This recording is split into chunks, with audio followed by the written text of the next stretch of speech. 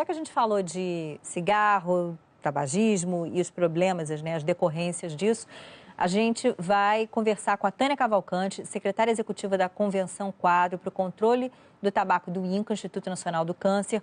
Então, só para lembrar, o cigarro deve matar 8 milhões de pessoas no mundo, isso aí pelos próximos anos, US$ 1 trilhão, custando aí o vício, em última instância, o hábito, o mau hábito.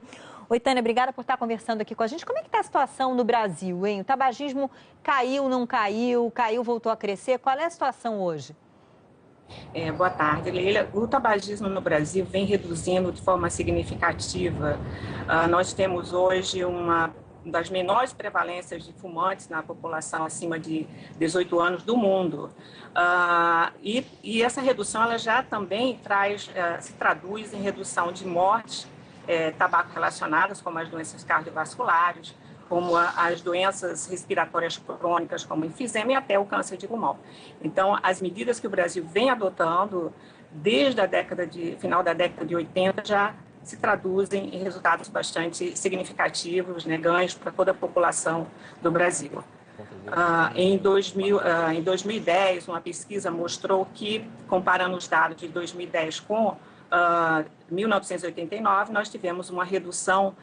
Aliás, nós evitamos 420 mil mortes tabaco relacionadas no Brasil em função de medidas que o Brasil já vem adotando, como proibição da propaganda, como, por exemplo, aumentar os impostos sobre cigarros, que é uma forma muito efetiva de reduzir o consumo, principalmente entre jovens, como colocar aquelas fotos com advertências sanitárias nas embalagens dos cigarros para alertar a população sobre os riscos que as pessoas correm ao fumar e também motivar as pessoas a não fumarem.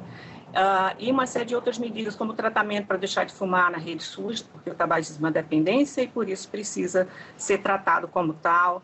Então, um conjunto de medidas que vêm sendo adotadas e hoje nós colhemos os frutos dessas medidas com a redução de doenças e mortes tabaco relacionadas. Ô, Tânia, e em relação ao percentual de casos de câncer que tem ligação com o cigarro, ainda é alto no Brasil? Sim, por exemplo, o câncer de pulmão, que é o tipo de câncer que tem uma forte relação com o tabagismo, a gente pode dizer até que o câncer de pulmão poderia até não existir se as pessoas não fumassem, ele ainda é a principal causa de morte entre homens e a segunda entre mulheres.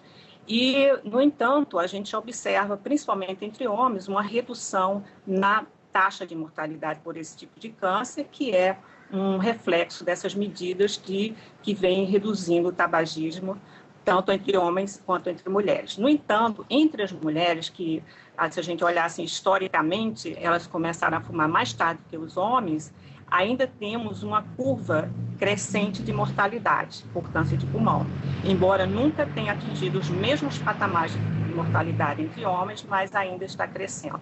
E a gente espera que a gente consiga, através dessas medidas adotadas no Brasil, reverter essa curva de crescimento antes que ela atinja patamares similares ao que os homens atingiram aqui no Brasil. Tânia, aproveitando a sua presença aqui com a gente, eu queria saber como é que está. Há um jeito de medir se na educação entre os jovens essa mensagem está sendo passada? Há programas que são mantidos continuamente, que têm mostrado resultados interessantes? Esse trabalho em conjunto, junto com o Ministério da Educação, tem funcionado? Ele existe de fato assim? Ou ainda há muito a se caminhar também nesse lado de você melhorar a informação sobre um tema tão importante? As medidas para prevenir a iniciação entre jovens, ela passa além da informação, da atuação nas escolas, que já vem sendo feita através do programa Saber Saúde do INCA, que está agregado ao programa de saúde nas escolas do Ministério da Saúde, também medidas como, por exemplo, a proibição da propaganda, né? A gente sabe que a propaganda ela é direcionada claramente para o jovem. Aquelas belas mensagens. Então, o Brasil já proíbe a propaganda desde o ano 2000 e também o Brasil, recentemente, nós tivemos um avanço maior nesse campo com a proibição da propaganda que ainda existia nos pontos de venda. Nós temos ainda uma proporção de experimentação entre jovens preocupante, como o último estudo da Pesquisa Nacional sobre Saúde Escolar mostrou que em torno de 20% de adolescentes entre 13 e 15 anos ainda experimentam cigarros, E a gente precisa mudar esse cenário, porque a gente sabe que a experimentação é o caminho para a dependência, né, e o uso regular dos cigarros entre os jovens, então a gente precisa mudar isso, embora já tenha reduzido, a gente precisa reduzir mais ainda.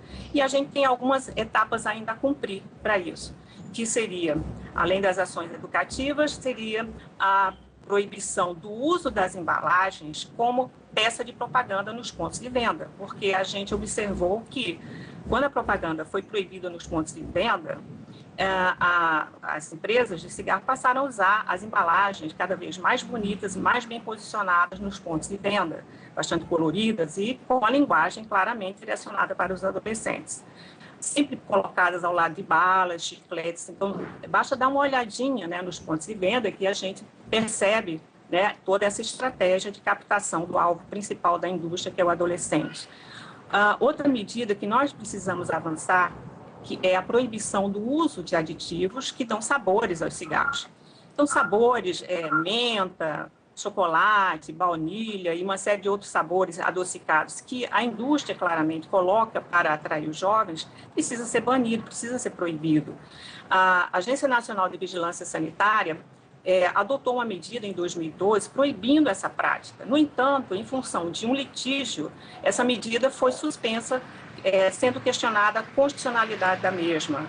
Desde 2012, nós tentamos que esse litígio ele seja julgado, está no Supremo Tribunal Federal, para que a gente possa realmente ter essa medida que certamente vai reduzir a experimentação entre jovens, porque eles usam os aditivos para tirar o gosto ruim do tabaco, facilitar esse primeiro contato do adolescente com o cigarro, né? A gente sabe que o primeiro contato é horrível, dá uma sensação de aversão, e eles precisam tirar esse gosto ruim para que a criança e o adolescente, ao experimentar, não desista de continuar usando, e até que a dependência da nicotina se encarregue de mantê-lo no uso regular. Então, essa medida da Anvisa é extremamente necessária no Brasil, e a gente espera que este ano, 2017, a gente consiga que haja o julgamento dessa ação direta de inconstitucionalidade e que realmente a Anvisa possa cumprir esse papel na redução do tabagismo, principalmente entre jovens no Brasil. Obrigada, viu, Tânia, pela tua participação aqui com a gente. Um monte de internautas escrevendo para cá. Imposto mais alto possível. O Estado não pode proibir, mas tem o dever de dificultar, é o que diz a Sheila, em relação ao cigarro. O Ivan concorda. É fácil, aumente-se o imposto sobre o tabaco. E tem gente que relata também como a vida mudou. Olha, o Francisco, parei de fumar, ganhei qualidade de vida. Francisco Israel. Isso é o que a gente percebe, né? Mesmo. E rapidinho, deixa eu só ler aqui o do Nalva. Olha, parar de fumar é difícil, mas não é impossível, basta a pessoa realmente querer. Fumei 30 anos, parei porque quis. Diga. Eu também passei por essa segunda fase, o sabor. Tentei os mentolados, mas também não agradou. Que bom, né? Que bom. Deixava a garganta geladinha, mas não era o bastante.